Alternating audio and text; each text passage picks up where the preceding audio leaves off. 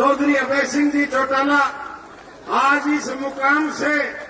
और जिस तरह से मरेठा शिवाजी को कहा गया था, आज फिर वो बातें दोहराने का वक्त आ गया है कि दशा देश की देख अभय सिंह, दशा देश की देख अभय सिंह, है शासक आज दुराचारी, है तू स्वराज का उदित दिवाकर और कर भविष्य की तैयारी। चौधरी अभय सिंह जी चौटाला आए और अपना संबोधन करें।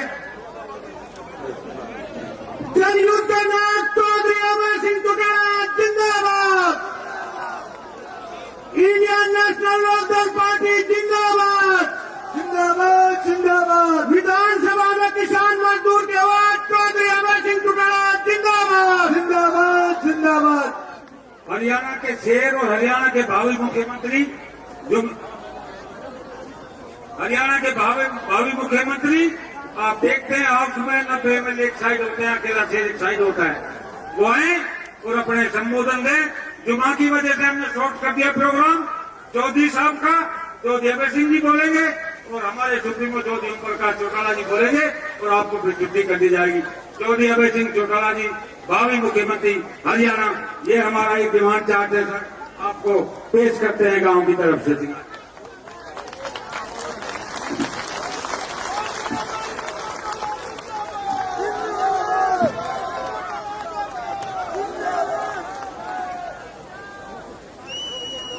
बहुत ही आदर और सम्मान के योग इंडियन नेशनल लोकदल पार्टी के राष्ट्रीय अध्यक्ष आदरणीय चौधरी ओम प्रकाश चौटाला जी,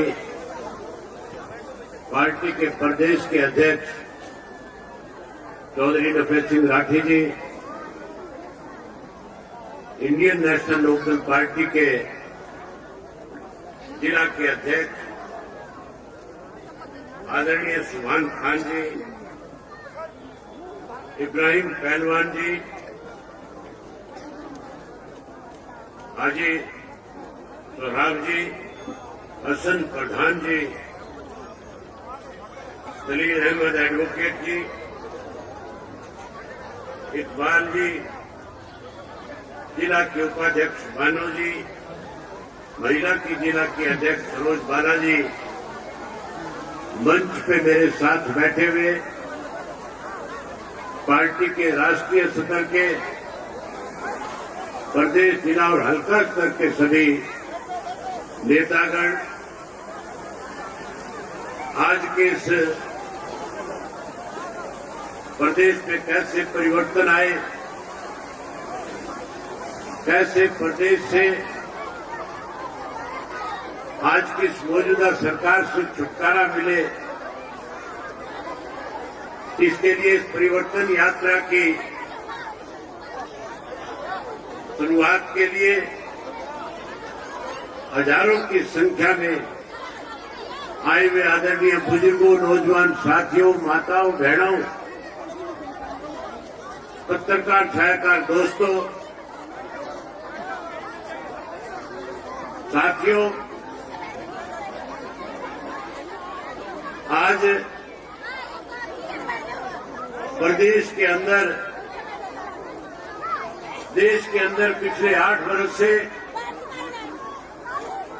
भारतीय जनता पार्टी सत्ता में है। प्रदेश में पिछले 3 वर्ष से भारतीय जनता पार्टी और उनकी एक सहयोगी पार्टी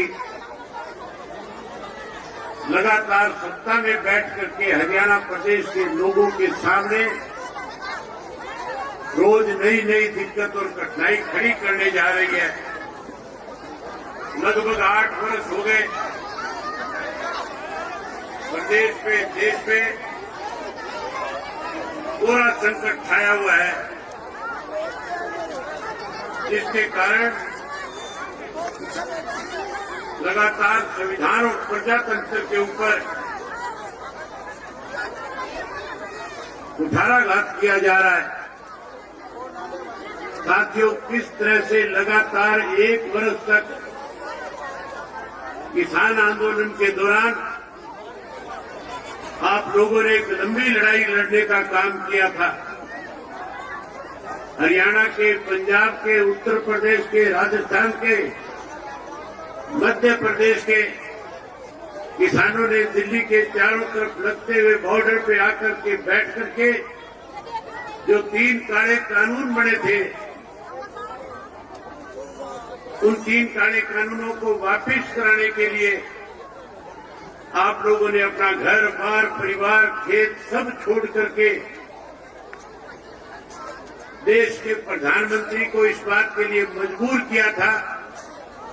कि जो काले कानून आपने बनाए हैं वो वापिस हो और देश के अंदर एमएसपी लागू हो।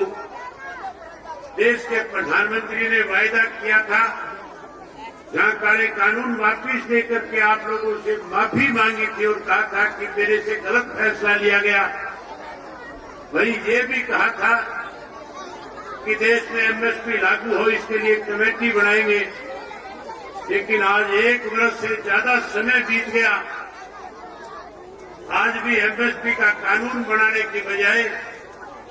किसान को कैसे कमजोर किया जाए, इसके लिए रोज नई नई योजनाएं बनाई जा रही है। आज हमारे प्रदेश की हालत इस किस्म की है कि प्रदेश का किसान मजदूर अपने आप को लूटा हुआ महसूस कर रहा है। आज जहां युवाओं को बड़े बड़े वायदे करके लोग सत्ता में आए थे, आज युवा जो है सबसे ज्यादा अपने आप को ठगा हुआ महसूस कर रहा है। मैंने इस परिवर्तन यात्रा के लिए सिंगारगाम और मेवात जिला क्यों चुना था? जब हम बैठ करके आपस में इस पर चर्चा कर रहे थे कि आज प्रदेश के अंदर परिवर्तन की जरूरत है। आज जिस कांग्रेस पार्टी की जिम्मेवारी बनती थी इस मौजूदा सरकार के खिलाफ लड़ाई लड़ करके विधानसभा में और विधानसभा के बाहर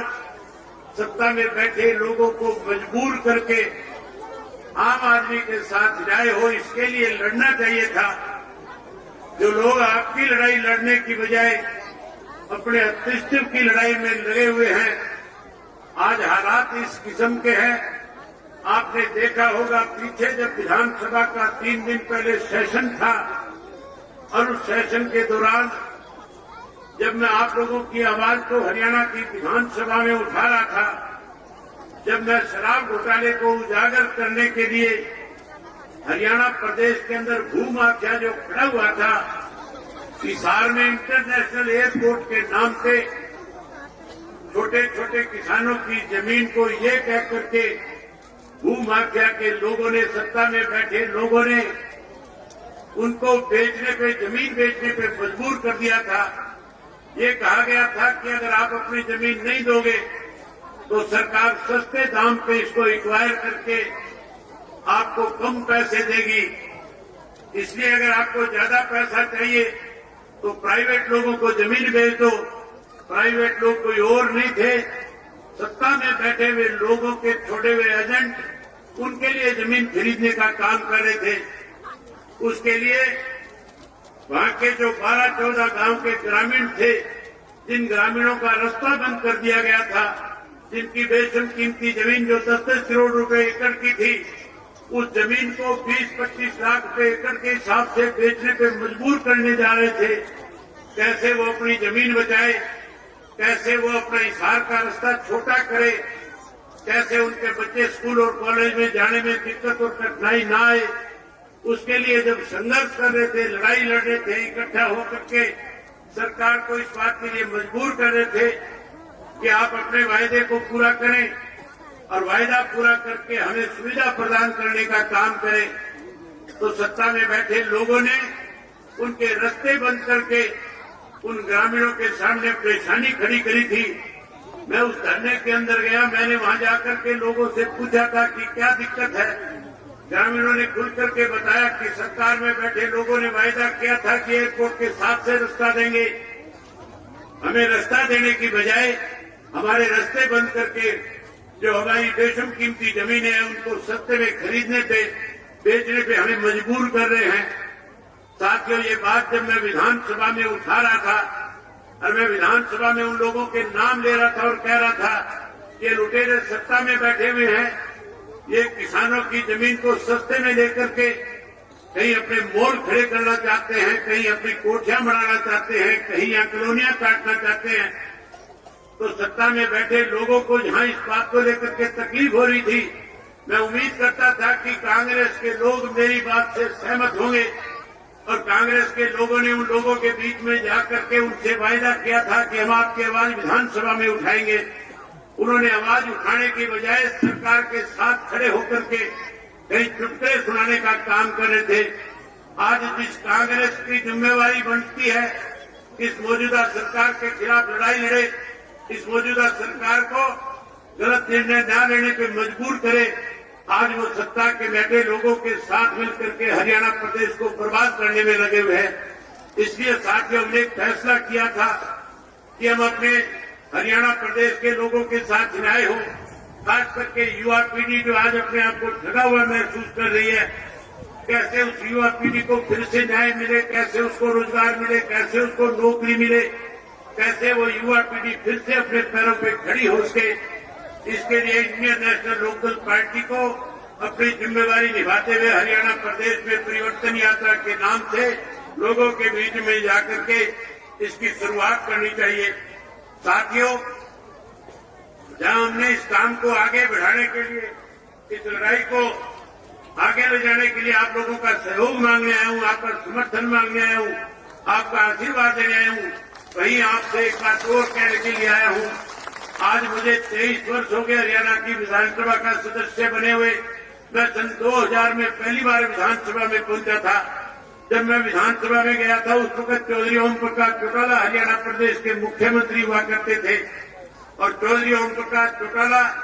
साल में 2 दफा हरियाणा प्रदेश के हर जिले के हर गांव में जाकर के सरकार आपके द्वार कार्यक्रम के तहत लोगों को मूलभूत सुख सुविधाएं कैसे प्रदान की जाए, वहां लोगों के बीच में बैठ करके लोगों से पूछ करके वही मौके के ऊपर लोगों की जहां समस्याओं का निदान करते थे, वही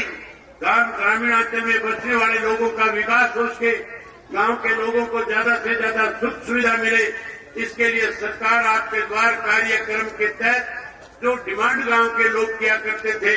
उस डिमांड को मौके के ऊपर उसी वक्त पूरा कर दिया जाता था। मुझे अच्छी तरह से याद है, दूर से उस वक्त में कांग्रेस का विधायक जाकिर हुसैन हुआ करता था और चौटाला साहब जब चंडीगढ़ से चलते थे उससे पहले जाकिर को फोन करके कहते थे कि जाकिर मैं नूह में आ रहा हूं,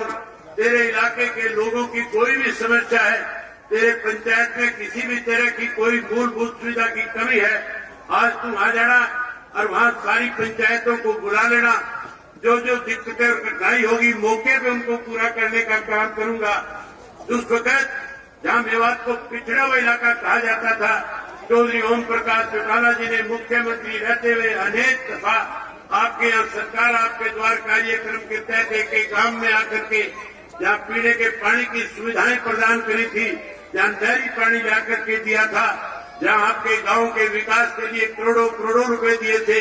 जहां मेवात को जहां पिछड़ा कहा जाता जिसमें मेवात को अग्रणीय बनाने का काम किया था।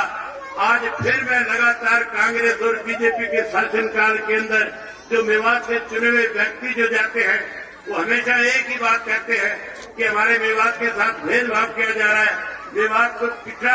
और ज्यादा पिछड़ा बढ़ाया जा रहा है। मैं आप लोगों से एक वायदा करने के लिए आया हूं साथियों,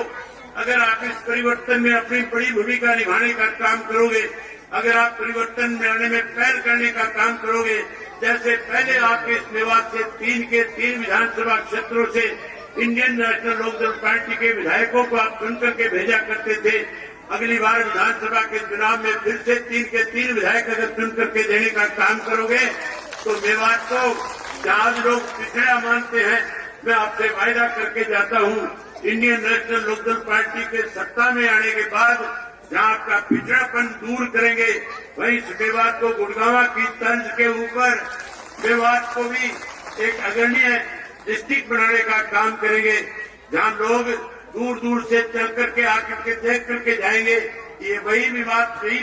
मेवात है जिसे पिछड़ा कहा जाता था, जहां मेवात के अंदर अच्छे से अच्छी सुख सुविधाएं आपको प्रदान करेंगे। वहीं पढ़े लिखे नौजवान बच्चों को रोजगार देने का काम करेंगे, स्कूल और कॉलेज बनाने का काम करेंगे, यूनिवर्सिटीज और मेडिकल कॉलेज बनाने का काम करेंगे। आज तो केवल घोषणाएं की जाती है,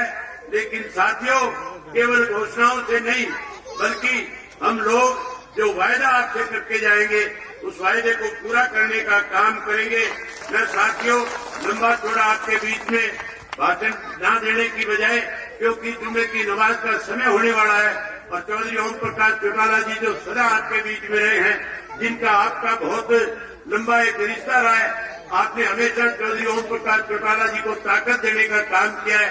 जो चौधरी ओम प्रकाश चौटाला जी ने आपसे कहा, आपने हमेशा उस पर फूल चढ़ाने का काम किया है। मैं आदरणीय चौधरी ओम प्रकाश चौटाला जी से निवेदन करना चाहूंगा कि वो स्वयं आए और आकर के मेवात की जनता के साथ रूबरू होकर के मेवात की जनता के साथ बातचीत करें और आज की इस परिवर्तन यात्रा में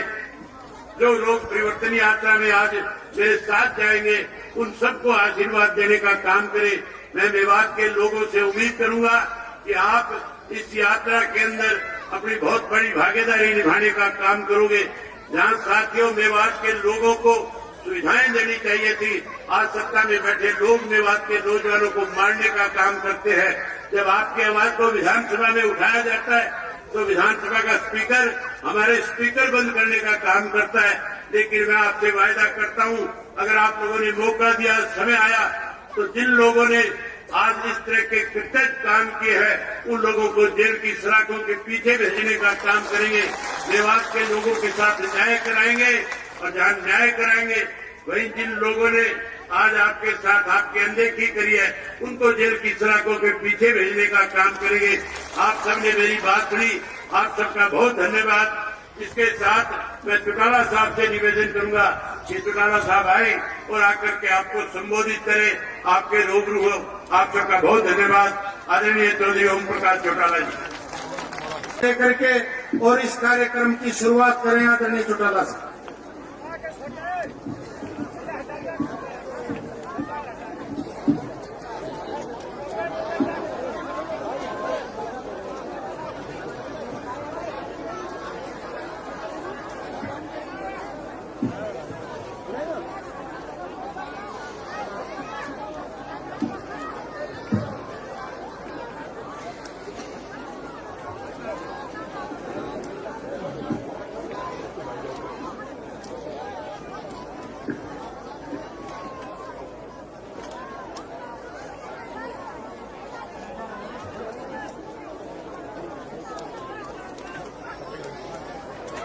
कैमरा एक हो रहा है तो रिकॉर्डिंग हो रही है।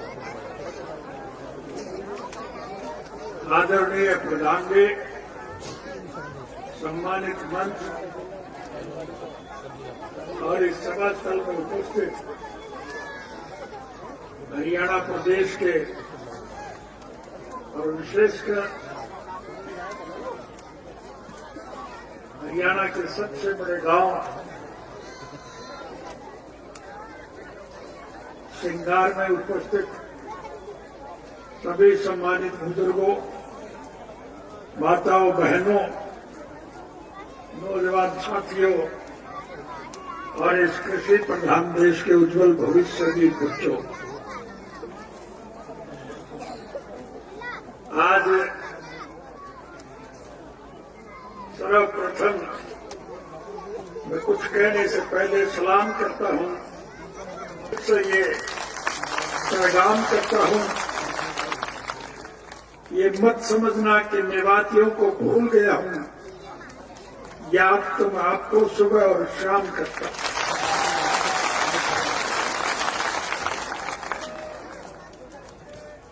इस इलाके के लिए हमने क्या किया ये बताने की मुझे आवश्यकता नहीं, प्रत्यक्ष में प्रमाण की जरूरत नहीं। ये इलाका एक ऐसा इलाका है जहां धर्म और मजहब के नाम पर सभी लोग इकट्ठे होकर के इस प्रदेश की प्रगति के लिए अपनी कुर्बानियां देते हैं। साथियों, मुझे इस विश्व के 152 मुल्कों में जाने का मौका मिला। सैर सपाटे के लिए नहीं, विश्व के हर गांव के राजनीतिक, आर्थिक और सामाजिक हालात की जानकारी हासिल करने के लिए गया था। मैं विश्व के जिन मुल्कों में गया, मुझे ये देख करके, जान करके बहुत प्रसन्नता हुई कि समूचे विश्व के स्तर पर हमारा देश भारतवर्ष एक ऐसा अनूठा देश है जहां सभी धर्म और मजहब के मानने वाले लोग, जात बरादरी के लोग, हिंदू, मुस्लिम, सिख, ईसाई, चमार, धाड़क, वाल्मीकि, लेकर खटीक, खाती, कुम्हार, लोहार, मनिहार, सुनार, नाई, तेली, धोबी, मोची, ब्राह्मण, बनिया, व्यापारी, कर्मचारी, कारखानेदार और मजदूर और किसान और कमेरे, सभी लोग हमारे तीज त्योहार, होली, दिवाली, ईद और क्रिसमस आपसी प्रेम, प्यार और भाईचारे से मिलजुल करके मनाते हैं। हमारे में कोई मतभेद नहीं था। इतिहास की तरफ अगर जाऊं, मैं जिक्र करूं तो ये मेवात का क्षेत्र, जिन्हें लोगों ने जाति पाति, धर्म और मजहब के नाम पर बांटकर सत्ता पर कब्जा जमाने में सफलता प्राप्त की, उन्हें देश से कोई प्यार नहीं, लोगों से कोई सरोकार नहीं। ये पैसे से प्यार करते हैं और पैसा लूटने के लिए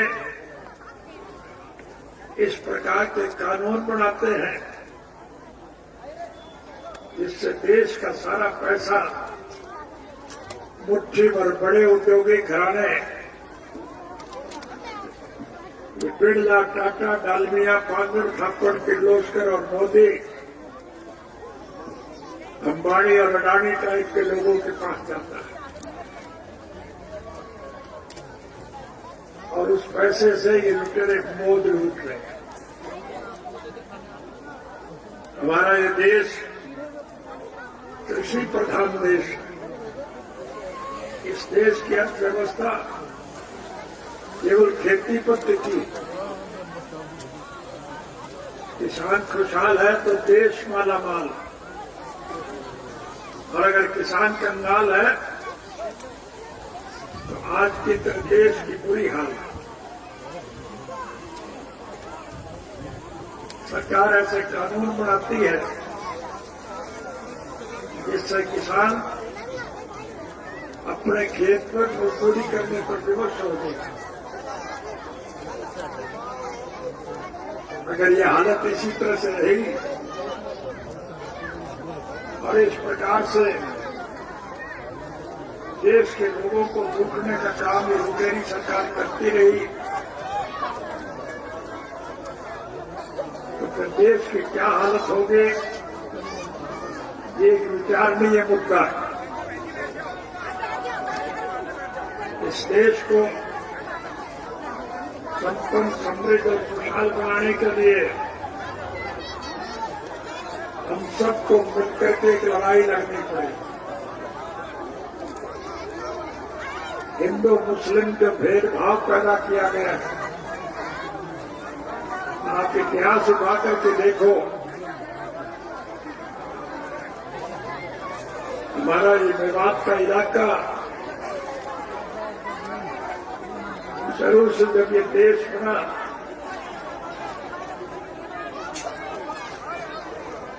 तो यहाँ किसी प्रकार का कोई आपस में भेदभाव नहीं था, लेकिन आज इन लुटेरे वर्ग के लोगों ने देश की जो हालत कर दी है,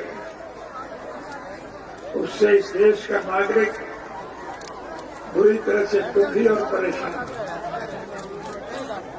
मैं सभा में बैठे हुए साथियों से अर्ज करूंगा कि माताएं और बहनें आ रही है, इनके बैठने की जगह दें। और मैं लंबा चौड़ा भाषण भी नहीं देना चाहूंगा, क्योंकि 1 बजे